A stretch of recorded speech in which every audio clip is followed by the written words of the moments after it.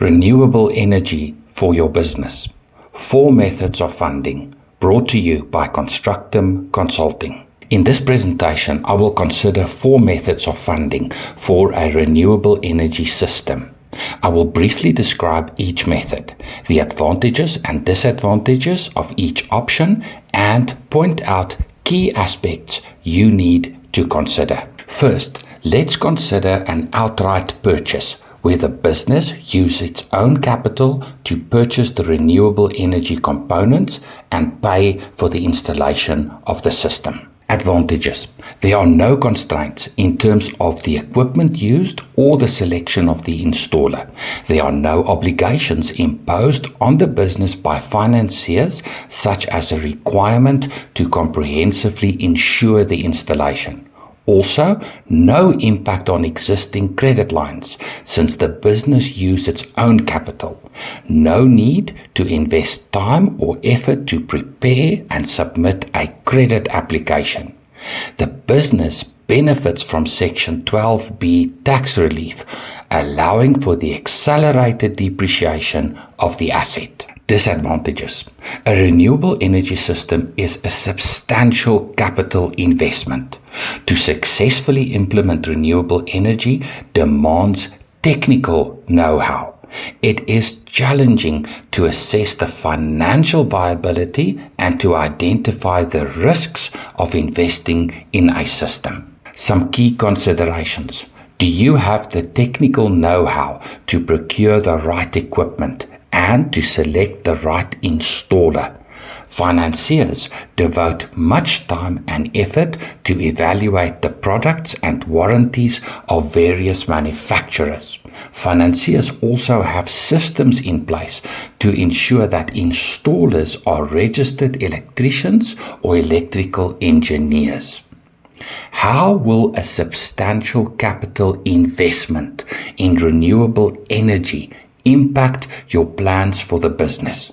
Diverting capital away from core business operations comes with at least an opportunity cost. An outright purchase is only one way of funding a renewable energy system. What other options are available? Next, I consider commercial property finance, which assumes that the business owns its own property. A commercial property loan typically runs over a term of 7 to 10 years at the rates of finance ranging from prime to prime plus 6% per annum.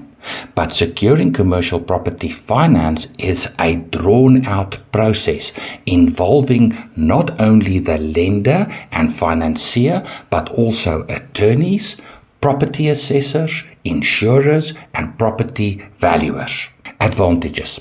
Having a commercial property to serve as collateral for the loan substantially increases the probability of securing finance.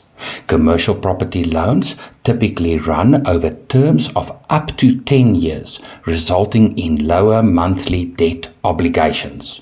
Commercial property finance are typically offered at lower rates of finance than alternative finance options. Since the business acquires ownership of the renewable energy system from the start, Section 12B tax relief will apply. Disadvantages.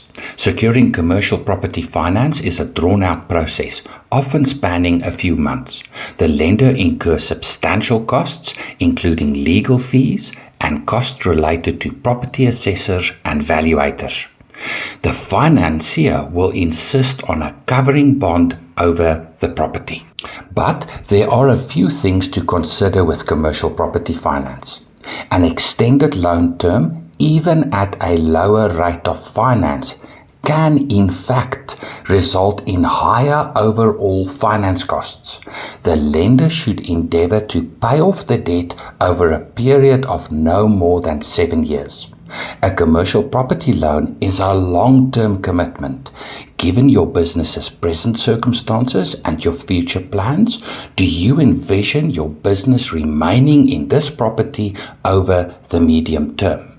Commercial property finance is a form of asset-backed finance, but does not relate directly to the renewable energy system. Next, we will consider asset finance options, starting with an installment credit agreement. An installment credit agreement is sometimes called a term loan. Ownership of the asset finally transfers to the lender when the final debt repayment is made. Loan terms typically run over 3 to 5 years at rates of finance typically at prime plus 2 to 6% per annum. Advantages. Finance applications are assessed and approved very quickly. To apply for the loan, financiers require less documentation, often no more than 6 months of bank statements. Section 12B tax relief should apply since the lender assumes all the responsibility of owning the asset from the outset. Disadvantages. Short loan terms and higher rates of finance result in higher monthly debt obligations. Financiers often insist on an upfront deposit.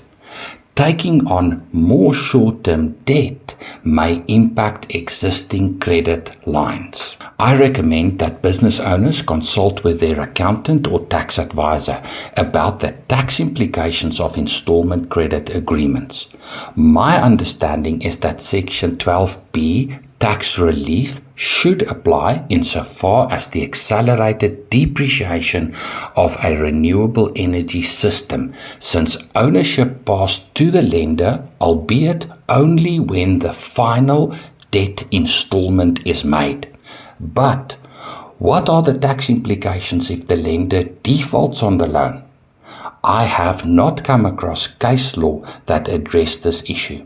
At a minimum, the business will qualify for tax relief on the finance costs associated with the loan.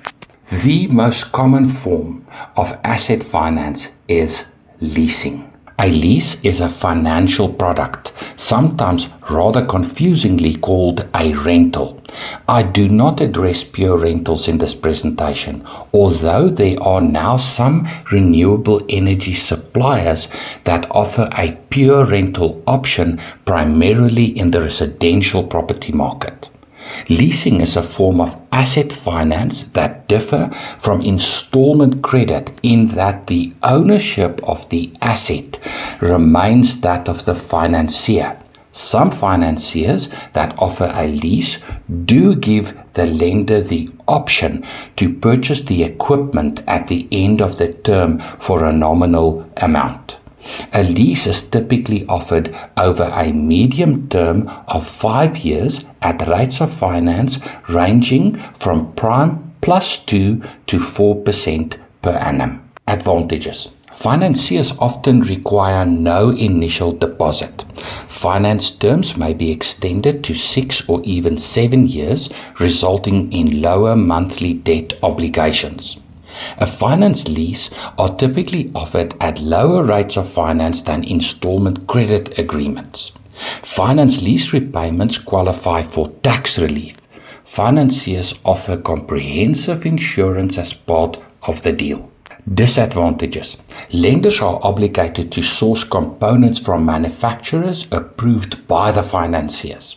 Financiers insist on using approved installers from their own panel. Section 12B tax relief do not apply since the financier owns the equipment. Another consideration is the idea that a finance lease is a form of off-balance sheet finance. But there is an obligation to reflect the value of a lease in the financial statements of a business, and this may very well impact existing credit lines. I recommend each business owner consult with their tax advisor to fully understand the implications of a lease as opposed to other forms of asset finance. That concludes this short presentation on finance options for renewable energy systems for business. For more information about how to secure finance for your renewable energy project, contact me, Dion de Bruin, at the email address appearing on the screen. Thank you for watching and all the best with your business.